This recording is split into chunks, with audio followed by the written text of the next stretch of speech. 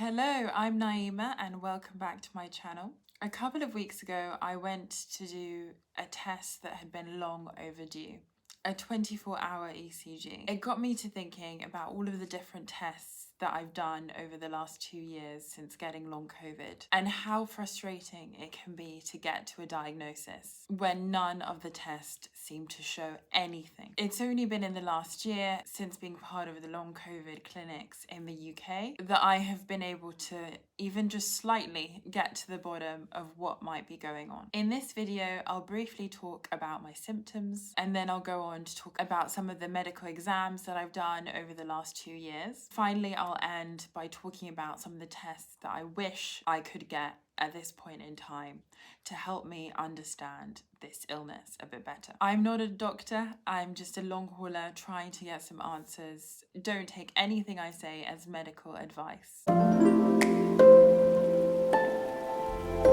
My main symptoms are chest pains, headaches, tachycardia, post-exertional malaise, exercise intolerance, fatigue, and there are some others that pop up every now and then just to be like, hey, remember me? But those are the key ones that I deal with on a regular basis.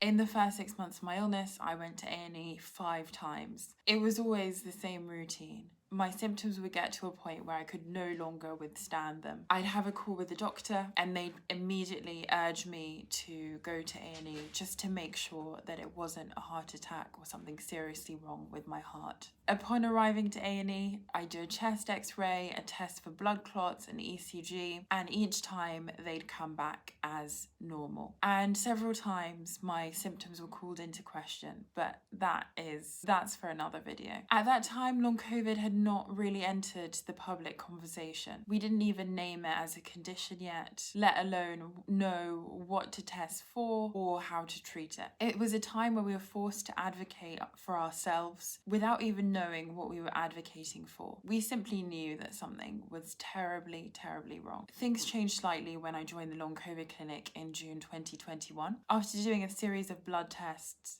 that came back inconclusive, I then did a 6-minute walk test. How it worked is that a nurse took my blood pressure, my heart rate, and a blood was taken as well to test the amount of oxygen in my blood. I then walked as fast as I could for 6 minutes without running, and to be honest, that was the most exercise I had had in months. And then we recorded the blood pressure, took bloods again, and the heart rate after the 6 minutes. What we found was that my blood pressure and heart rate had doubled in that time. A few months later, I was told I had tachycardia, and this unlocked a whole new realm of research for me, and I started to look into dysautonomia and POTS. Even though I didn't know what POTS was or what dysautonomia was until that point, it was a really helpful starting point. I was put on beta blockers, and since then, I have been doing everything I can to calm down my autonomic nervous system. There's a video I can link in the bar below if you want to learn a bit more about how I've been doing that. And a lot of my tachycardia symptoms have been managed through breath work, through yoga nidra, through beta blockers, time, scheduled rest, and reducing my level of stress. But I'm convinced it's only part of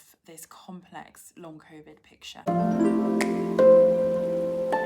There are many tests that are not currently widely available that I think would really help to unlock so many of the questions that we have around this condition, but we simply are not there yet. The first of those is the microclot and hyperactivated platelet test. There are so many theories around the presentation of long COVID symptoms. An emerging theory, which is gaining a lot of traction at the moment, is around microclots. Microclots could be at the root of some long COVID symptoms by intercepting blood and oxygen flow to the body's organs and tissues, and then that creates a whole host of symptoms. This test is not currently widely available, but there have been some promising trials over the last year. Another test that would be really useful to get would be an endothelial function. An endothelial function test would be useful to understand and measure blood flow through the arteries. MCAS testing as well would be really useful. Many of us with long COVID have developed rashes, gastrointestinal issues, and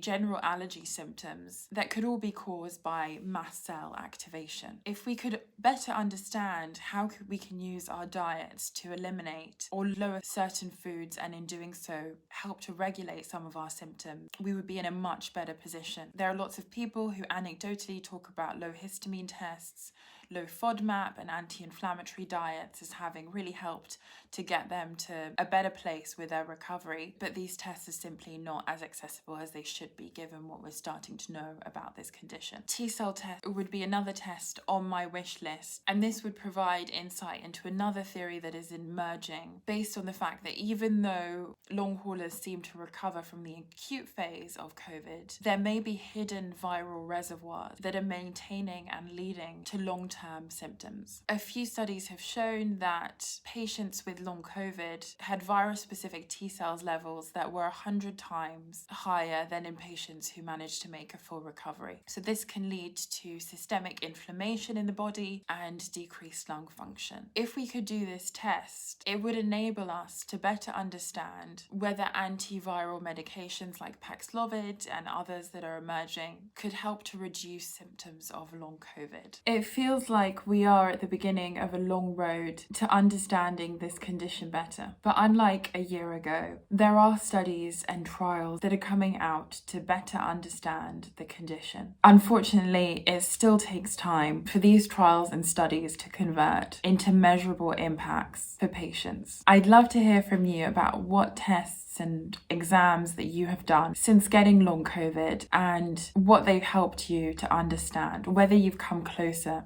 to getting the treatment that you need. Thanks so much for watching, and I'll see you in my next video.